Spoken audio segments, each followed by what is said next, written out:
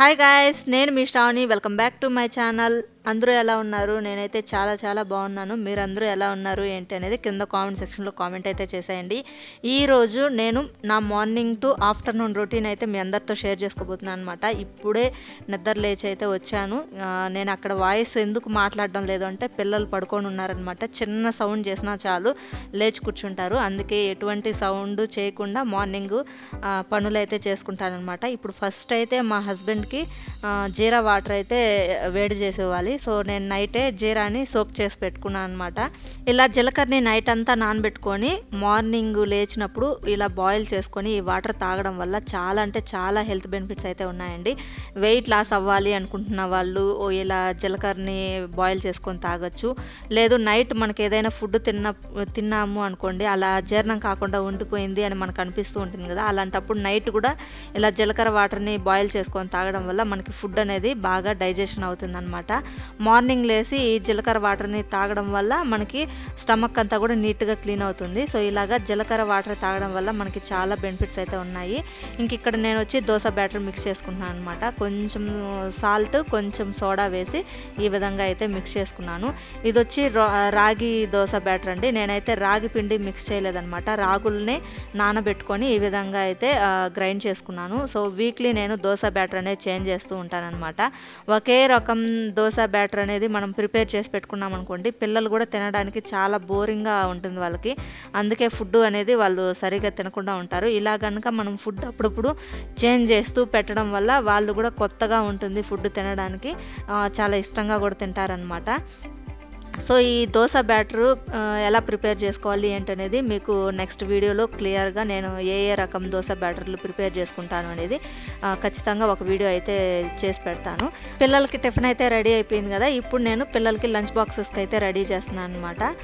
నేను పుదీనా పలావ్ అయితే రెడీ చేస్తున్నాను. ఇప్పుడు ఏం లేదండి, కడాయి పెట్టుకొని కడాయిలో ఆయిల్ వేసుకోవాలి. ఆయిల్ హీట్ అయిన తర్వాత బిర్యానీ మసాలాలంతా కూడా వేసుకోవాలన్నమాట. అవి ఒకసారి అట్లా లైట్గా వేయించుకున్న తర్వాత కట్ చేసి పెట్టుకున్న పచ్చిమిర్చి, ఆనియన్ కూడా వేసి అవి కూడా వేయించుకోవాలి. అవి లైట్గా వేగిన తర్వాత జీడిపప్పు అయితే వేసుకున్నాను అనమాట. మీకు కావాలి అంటే జీడిపప్పు వేసుకోవచ్చు, లేదంటే స్కిప్ చేయొచ్చు. అది జీడిపప్పు కూడా లైట్గా వేగిన తర్వాత మనం గ్రైండ్ చేసి పెట్టుకున్న పుదీనా, కొత్తిమీర మిశ్రమాన్ని కూడా వేసి వేయించుకోవాలి. సో అది బాగా పచ్చివాసన పోయేంత వరకు వేగించుకున్న తర్వాత రుచికి సరిపడా ఉప్పును కూడా యాడ్ చేసుకొని ఈ విధంగా మనం ముందుగా ప్రిపేర్ చేసి పెట్టుకున్న రైస్ని ఇందులోకి వేసి మిక్స్ చేసుకోవాలన్నమాట. చాలా అంటే చాలా టేస్టీగా ఉంటుంది. పిల్లలు కూడా చాలా బాగా తింటారనమాట. సో తప్పకుండా మీరందరూ కూడా ట్రై చేయండి. ట్రై చేసిన తర్వాత మీకు ఎలా వచ్చింది ఏంటనేది కామెంట్స్ ద్వారా తెలియచేయండి. చాలా అంటే చాలా సింపుల్ అండ్ ఈజీగా పిల్లలకి లంచ్ బాక్స్లోకి పుదీనా పలావ్ అయితే రెడీ చేశాను. ఫైనల్గా కొంచెం కొత్తిమీర కట్ చేసి వేసుకొని ఈ విధంగా కలుపుకున్నామంటే సూపర్ టేస్టీగా ఉంటుందన్నమాట. సో పిల్లలకి ఈరోజు లంచ్ బాక్స్లోకి అయితే ఈ రైస్ అయితే ప్రిపేర్ చేశాను అనమాట. మా హస్బెండ్కి కూడా పుదీనా పలావే లంచ్ బాక్స్లోకి. ఇంక ఇక్కడ పిల్లలకి లంచ్ బాక్స్ అయితే సర్దేస్తున్నాను.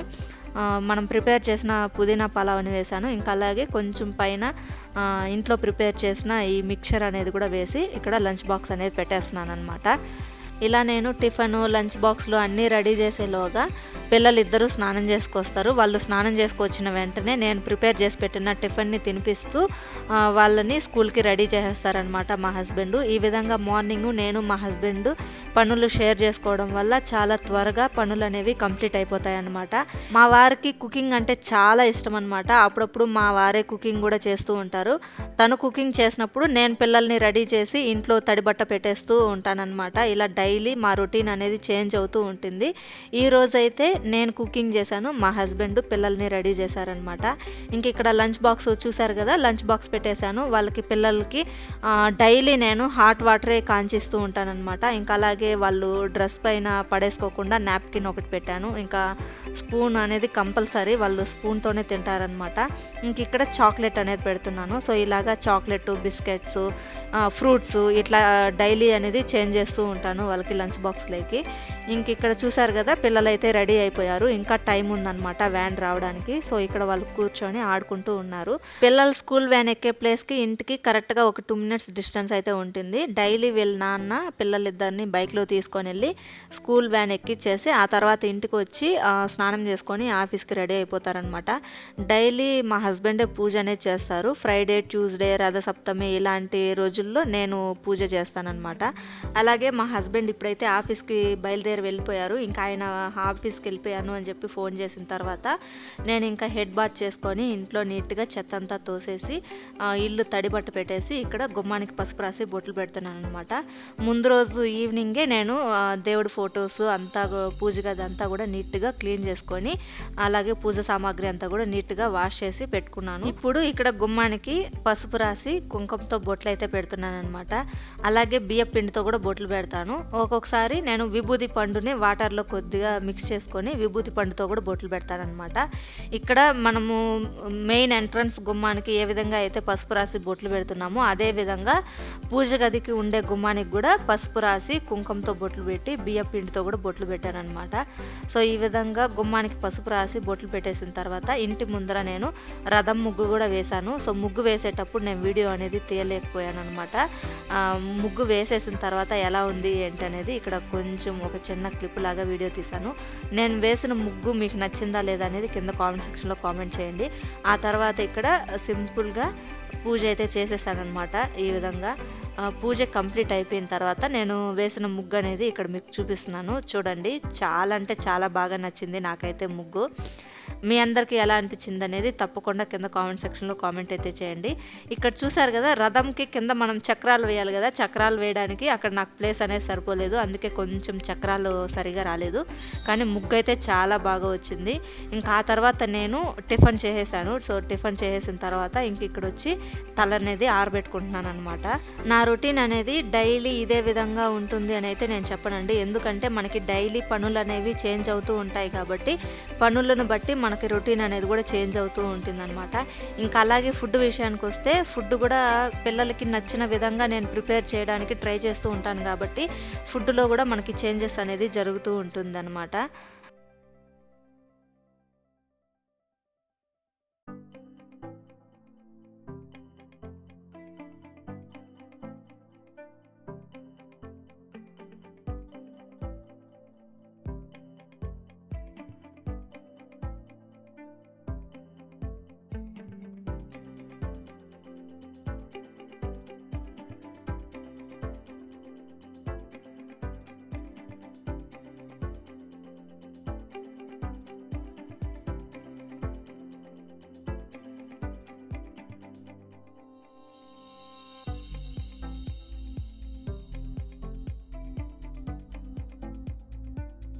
ఇప్పుడైతే తల నీట్గా చిక్కు తీసేసి ఇక్కడ క్లిప్ అయితే పెట్టేసుకుంటున్నాను అనమాట. నేను తల కంప్లీట్గా ఆరిపోయిన తర్వాతే జడ అనేది వేసుకుంటాను.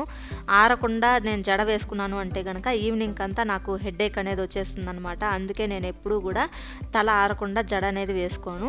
ఇంక ఇప్పుడైతే నేను ఆఫ్టర్నూన్ లంచ్లోకి ఫుడ్ అనేది ప్రిపేర్ చేయాలన్నమాట. ఇంకా అందుకే నేను అయితే వెళ్తున్నాను.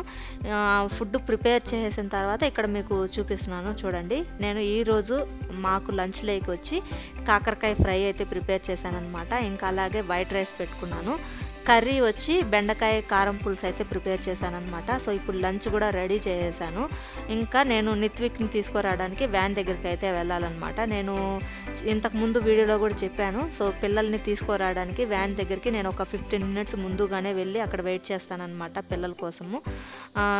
వాళ్ళని తీసుకొని వచ్చిన తర్వాత ఇంకా నిత్విక్కి నేను ఆఫ్టర్నూన్ ఫుడ్ పెట్టేసి వాడిని కొంతసేపు పడుకోబెట్టేస్తానన్నమాట. ఆ తర్వాత 3 o'clockకి రుత్విక్ అనేది వస్తాడు. ఈలోగా నేను ఏదైనా వీడియో ఎడిటింగు ఇట్లా ఏదైనా నా వర్క్ ఉంటే కనుక నేను ఆ వర్క్ అనేది చేసుకుంటానన్నమాట. నేను మార్నింగు వీళ్ళకి పుదీనా పలావ్ చేసి పంపించాను కాబట్టి ఇప్పుడు ఆఫ్టర్నూన్కి ఈ ఫుడ్ అనేది ప్రిపేర్ చేసుకోవాల్సి వచ్చింది. మామూలుగా అయితే కనుక వైట్ రైస్ ఇలా కర్రీ ప్రిపేర్ చేసి పంపించాను అంటే నాకు అదే ఫుడ్ ఆఫ్టర్నూన్కి ఉండిపోతుంది. లేదు ఇలాగ టమాటో రైసు, ఫ్రైడ్ రైసు, ఇట్లా పుదీనా పలావు ఇలాంటివి చేసి పంపించినప్పుడు నేను ఆఫ్టర్నూన్కి లంచ్ అనేది ప్రిపేర్ చేసుకోవాలన్నమాట. సో ఒక్కొక్క రోజు ఒక్కొక్కలాగా ఉంటుంది రొటీన్ అనేది. ఈ రోజు అయితే ఈ విధంగా ఉందన్నమాట రొటీను. ఇంకా ఇక్కడ నిత్విక్ని కూడా తీసుకొచ్చేసాను. సో వాడు చూశారు కదా, రంగోలీ చూసిన తర్వాత ఏంటమ్మా ఎంత పెద్ద ముగ్గు వేసావు అని అడుగుతున్నాడు అనమాట. ఇంకా అలాగే నిత్విక్ డ్రెస్ చేంజ్ చేసుకోవడానికి అయితే వెళ్ళాడు. ఈలోగా కొరియర్ అనేది వచ్చిందనమాట. నేను మీషో నుంచి సిల్క్ అండ్ స్పాచులా సెట్ అయితే ఉంటుంది కదా, సో ఆ సెట్ అనేది ఒకటి ఆర్డర్ పెట్టాను. సో క్వాలిటీ ఎలా ఉంటుందో ఏంటో అనుకున్నాను, కానీ చూస్తుంటే బాగానే ఉంది అనిపిస్తుంది అనమాట. నేను లాస్ట్ టైం మన ఛానల్లో కప్ కేక్స్ రెసిపీ కూడా ప్రిపేర్ చేశాను. సో ఎవరైనా చూడకుండా ఉంటే కనుక తప్పకుండా వీడియో లింక్ కింద డిస్క్రిప్షన్లో ఇస్తాను, మీరు ఆ వీడియోని అయితే చూడొచ్చు. చాలా అంటే చాలా టేస్టీగా వచ్చాయన్నమాట కప్ కేక్స్. ఆ కప్ కేక్స్ ప్రిపేర్ చేసేటప్పుడు నా దగ్గర ఉన్న సిలికాన్ సెట్ అనేది విరిగిపోయింది, అందుకే కొత్త సెట్ అయితే తెప్పించుకున్నాను అనమాట. చాలా అంటే చాలా బాగున్నాయి, నాకైతే బాగా నచ్చింది. అందుకే వెంటనే నేను ఇంకొక సెట్ కూడా ఆర్డర్ అయితే పెట్టేశాను. అలాగే మీరు కూడా ఈ సెట్ తీసుకోవాలి అనుకుంటే కనుక ఈ సిలికాన్ సెట్ డీటెయిల్స్ అంతా కూడా కింద డిస్క్రిప్షన్లో ఇస్తాను, తప్పకుండా తీసుకోండి. సెట్ అయితే చాలా బాగుంది, క్వాలిటీ కూడా బాగుందన్నమాట. కలర్స్ అయితే లైట్ కలర్స్, నాకు కలర్స్ అయితే చాలా బాగా నచ్చాయి. ఇక్కడ నేను ఆ స్పాచులా సెట్ అన్బాక్స్ చేస్తుంటే ఇక్కడ నిత్విక్ చూడండి సైలెంట్గా బయట వచ్చి ఏం చేస్తున్నాడు. వాడి సైకిల్కి నేను లాక్ అయితే చేశానమాట. లాక్ ఓపెన్ చేయకుండా అలాగే సైకిల్ని బట్టి లాగుతున్నాడు.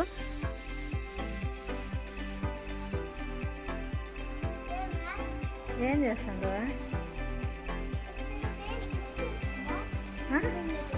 ఆడ లాక్ వేసానులే సైకిల్కే, మళ్ళీ దాన్ని నువ్వు తిప్పుతా ఉంటే ఆ లాక్ ఇదవుతానులే.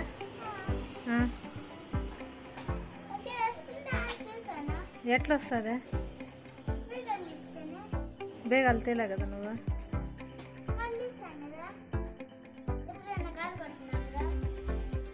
ఆ టైరే పోయింది, అది వెనకాల అది పోయిందంట.